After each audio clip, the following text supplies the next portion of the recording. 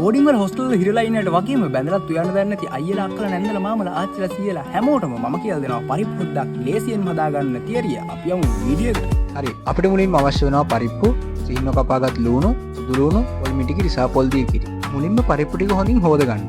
ඊට පස්සේ හොදාගත් පරිප්පු ටික හට්ටියට දාගන්න. හරි දැන් මම කියන විදිහට අමුද්‍රව්‍ය ටික දාගන්න. මුලින්ම ලුණු ටික, සුදු ලුණු ටික, රම්පේ, අරපිංචා, ඊට පස්සේ කහ කුඩු ටිකක්, මිරිස් කුඩු අවශ්‍ය ප්‍රමාණයට, තුන පහ කුඩු ස්වල්පයක්, ලුණු කුඩු ටිකක් දාගන්නවා. දැන් අපි මේකට දී කිරි ටික දාගන්නවා. ඊට පස්සේ අපි දාපු කහ මිරිස් ලුණු තුන පහ ටික මිශ්‍ර වෙන්න මේ විදිහට හැන්දෙන් පොඩ්ඩක් කලවම් කරගන්න. දැන් හට්ටිය ලිපෙන් තියාගන්න.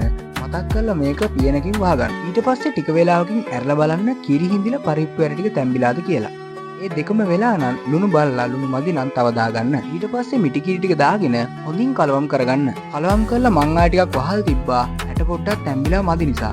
ඔයාලා ඇට හොඳට තැම්බිලා නම් වහගන්න ඕනේ නෑ. මං කන්න කැමති හොදි අඩු කරලා නිසා මං ඒ විදිහට හදාගත්තා. ඔයාලට හොදි තියලා හදාගන්න ඕනේ නම් මිටි කිරි ටික දාලා ටික වේලාවකින් ලිපෙන් බාගන්න. ඉතින් ඊට පස්සේ ඔයාලට කැමති විදිහට රස බලන්න.